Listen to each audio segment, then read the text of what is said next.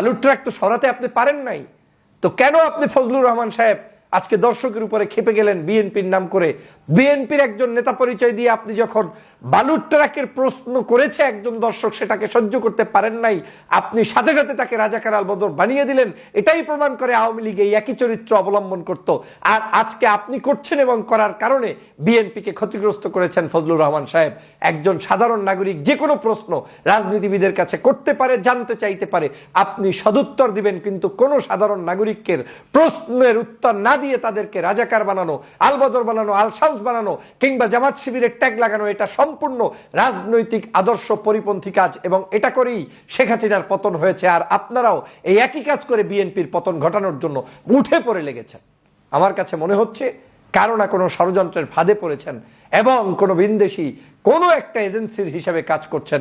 না হয় এ ধরনের আচরণ ফেস দ্য পিপলে আপনার মাধ্যমে হওয়াটা কোনোভাবে সমীচীন হয়নি। অ্যাডভোকেট ফজলুর রহমান সাহেব বাংলাদেশের একজন বিএনপি দলীয় রাজনীতিবিদ, যদিও তিনি এর আগে আওয়ামী লীগের রাজনীতির সাথে সম্পৃক্ত ছিলেন। বর্তমানে বিভিন্ন টক শোতে আলোচনায় তিনি আসছেন, কিন্তু তার আলোচনা এবং বক্তব্য শুনলে মনে হচ্ছে কোনো একটি পরিকল্পনা নিয়ে বিএনপিকে ক্ষতিগ্রস্ত করার জন্যই লোকটিকে কেউ না কেউ মাঠে নামিয়েছে। আমি সাধারণত ব্যক্তিগত কারো বিষয়ে কথা বলতে চাই না, কিন্তু আমি যখন দেখছি যে এত পরিমাণ বেড়ে গিয়েছে তার আলোচনা এবং তার কার্যক্রম, যে কার্যক্রমগুলো বাংলাদেশের মানুষের চিন্তা চেতনা, ধ্যান ধারণার সম্পূর্ণ বিরোধী হয়ে যাচ্ছে, তখন কিছু কথা না বললেই হচ্ছে না। আপনারা জানেন গতকালকে ফেস দ্য পিপলে এক ভদ্রলোক বিদেশ থেকে প্রশ্ন করেছিলেন ফজলুর রহমান সাহেবকে, 15 বছরে বালুর ট্রাক সরাতে পারেনি বিএনপি, এই ধরনের একটি মন্তব্য তিনি করেছিলেন। কিন্তু সেই বালুর ট্রাকের 15 বছরের প্রশ্ন শোনার সাথে সাথে এবং তার আগেই তার এই বক্তব্যগুলো শুরুর মাঝখানেই তারা একে অপরের সাথে এমনভাবে কাদা ছড়াছড়িতে লিপ্ত হচ্ছিল, বিষয়টা দেখে আমার চরমভাবে খারাপ লেগেছে। আমি যখন দেখেছি একজন দর্শক তিনি তার জায়গা থেকে প্রশ্ন করবেন এবং সেই প্রশ্নটা শুধুমাত্র বালুর ট্রাক নয়, যে কোনো ইস্যুতে তিনি প্রশ্ন করতে পারেন। একজন রাজনীতিবিদের কাজ হচ্ছে সেই প্রশ্নগুলো সুন্দর মতো শুনে সেটার প্রতি উত্তর সুন্দরভাবে দেয়া। আপনি কখনোই আওয়ামী লীগ যে আচরণ করেছে একই আচরণ আপনি কখনোই করতে পারেন না। একজন দর্শক হচ্ছে বাংলাদেশের সকল মানুষের। আমি আজকের এই জায়গায় পৌঁছেছি আমার দর্শক, আমার ফলোয়ার, আমার ভালোবাসার মানুষদের কারণেই।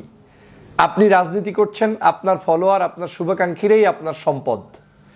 জাতীয় জীবনে প্রত্যেকটি জায়গায় মানুষের ভালোবাসা অবজ্ঞা করে কখনো বড় হওয়া যায় না। গতকালকে দেখলাম যখনই তিনি এই প্রশ্নটি করেছিলেন যে এই জায়গায় কি ভূমিকা পালন করেছেন, এবং কাউয়া কাদেরদের মতো কিছু লোক বের হয়েছে যারা এখন বিভিন্ন জায়গায় বিভিন্ন ধরনের কার্যক্রম করছে, কিন্তু তারা মূলত দলের ক্ষতি করছে, এরকম কিছু বিষয় বোঝানোর চেষ্টা করেছিলেন সেই দর্শক। কিন্তু তাকে এমনভাবে সেখানে গালিগালাজ করা হলো, আলবদর, আল শামস, রাজাকার, তারপরে জামাত শিবির, তারপরে মানে কি বাকি রাখে নাই। মানে শেখ হাসিনা যে ভাষায় বলতেন কিংবা আওয়ামী লীগের কোনো নেতাকর্মী যে ভাষায় বলতেন, ঠিক একই ভাষার চাইতে আরও 10 গুণ বেশি ভাষা ব্যবহার করে সেই ব্যক্তিকে ফেস দ্য পিপলে ওই ভদ্রলোক জনাব অ্যাডভোকেট, যার কথা এখন আমি বললাম, ফজলুর রহমান সাহেব, তিনি তাদেরকে প্রতি উত্তর দিলেন এবং তাকে সেখানে হেনস্থা করলেন এবং তিনি এক প্রকার সেখান থেকে উঠে পালিয়ে যেতে চাইলেন, যে কোনোভাবেই তিনি টকশো আর করবেন না, তিনি চলে যাবেন। দাঁড়িয়ে গেলেন, ক্যামেরা অফ করলেন, আবার বসানোর চেষ্টা করা হলো, তাকে বসিয়েছে যে কোনো মূল্যে ফেস দ্য পিপলের সাগর ভাই। আমি ভিডিওটা দেখে অবাক হয়েছি, কারণ আমার কাছে মনে হয়েছে দেশনেত্রী বেগম খালেদা জিয়া নয়, শুধু শহীদ রাষ্ট্রপতি জিয়াউর রহমানকে যারা গালিগালাজ করেছে পর্যন্ত, এবং সেটার প্রতি উত্তরে কোনো একজন ব্যক্তি মামলা পর্যন্ত করেছে, সেই মামলা থেকে পর্যন্ত তারেক রহমানের নির্দেশনা হচ্ছে এই যে ওই ব্যক্তিকে মামলা থেকে উঠিয়ে দিতে হবে, জেল থেকে মুক্ত করতে হবে। এত ভালো না যে দলকে ভালোবাসতে গিয়ে আপনি জিয়াউর রহমানকে কি বলেছে না বলেছে সেই কারণে তাকে জেলে নিতে হবে। এই স্বাধীনতা আপনাকে কেউ দেয় নাই, বিএনপি পরিবার দেয়নি বলে আমার কাছে এখন পর্যন্ত বিশ্বাস।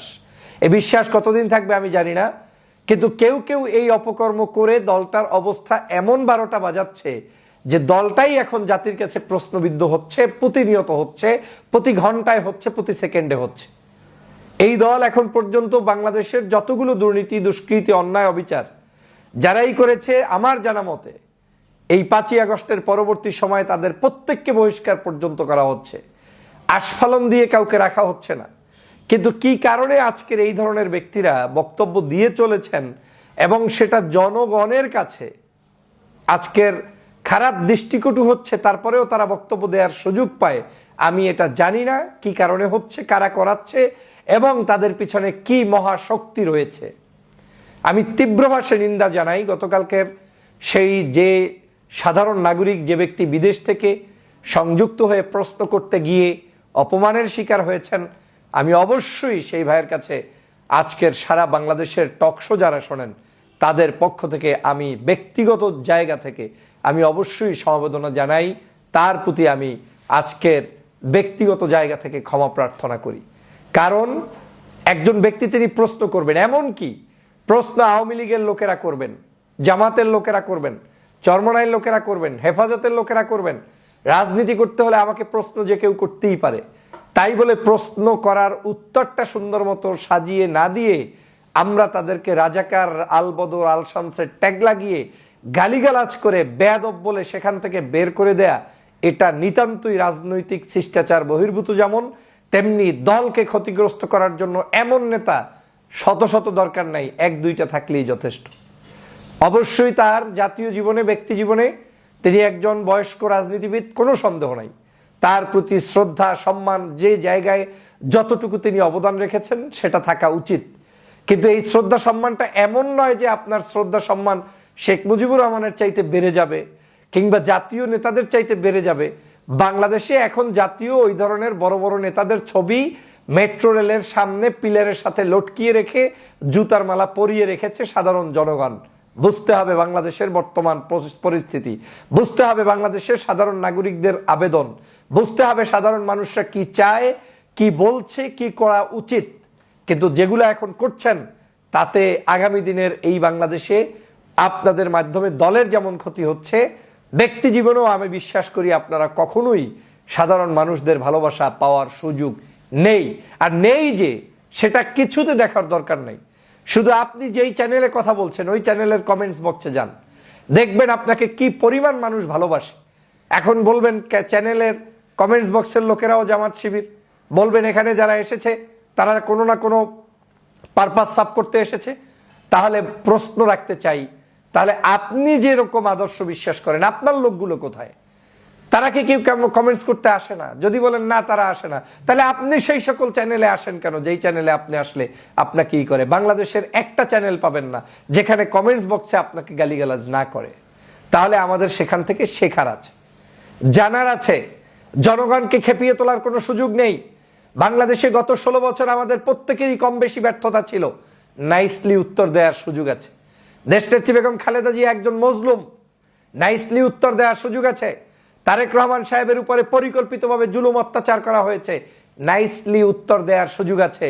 কিন্তু আপনি আওয়ামী লীগের মতো করে ক্ষিপ্ত হয়ে রাজাকার, আলবদর ট্যাগ লাগিয়ে দিলেই যে সমাধান হয়ে যাবে এমনটা নয়, বরং এই আচরণের মধ্য দিয়ে সারা বাংলাদেশের মানুষের কাছে দলের ইমেজ যেমন ক্ষুণ্ণ হচ্ছে, কারণ আপনি তো দলকে ক্যারি করছেন, আর দ্বিতীয় ক্ষুণ্ণ হচ্ছে আপনি যে কি করবেন ভবিষ্যতে সেটাও মানুষ বুঝে যাচ্ছে।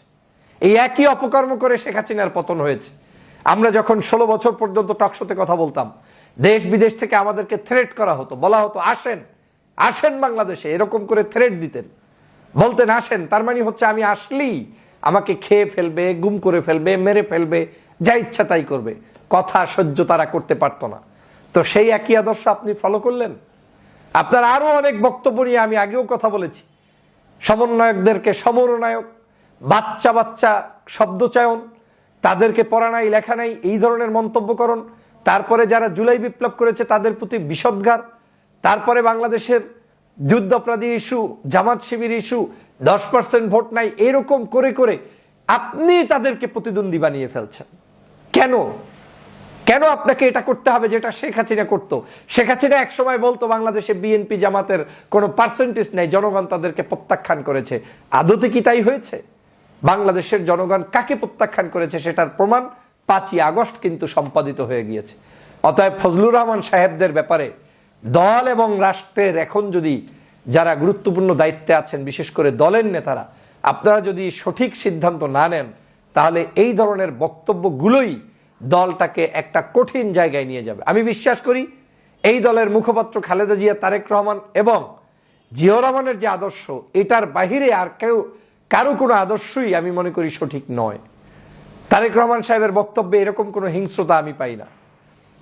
খালেদা জিয়ার বক্তব্যে সবসময় শান্তির কথা শুনতে পাই, কিন্তু আপনাদের কথার মধ্যে কেন অশান্তি খুঁজে পাই?